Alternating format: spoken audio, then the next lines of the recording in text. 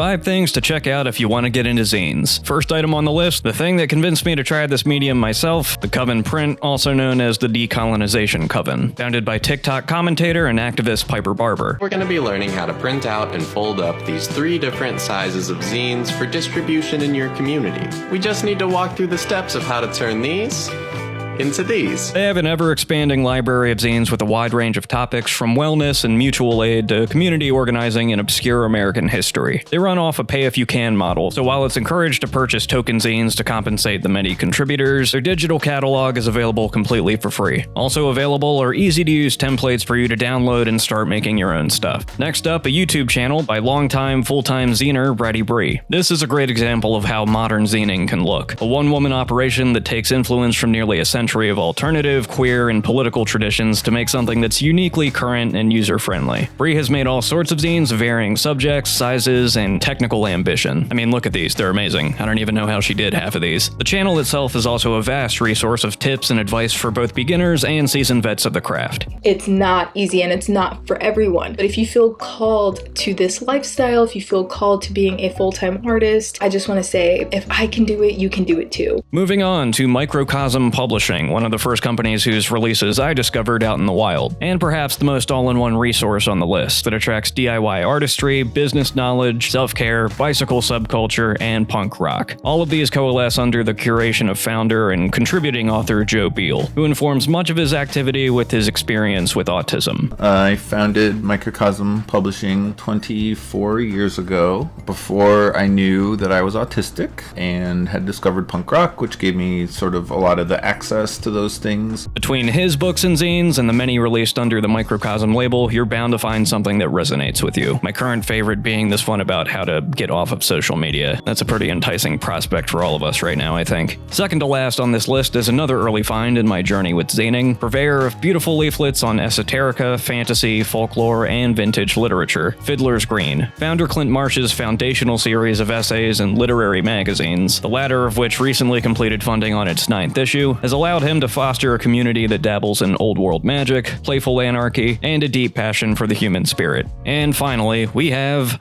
ProNov Press, my own moniker for the zines and booklets that I create. At present, it's just my own smaller whims and whatever relevant issues I've taken from the Coven, but I hope to expand the material to more professional formats and to rope in other homies who have things to share with the world. Watch this space as well as my other channel if you enjoyed what you heard. And those were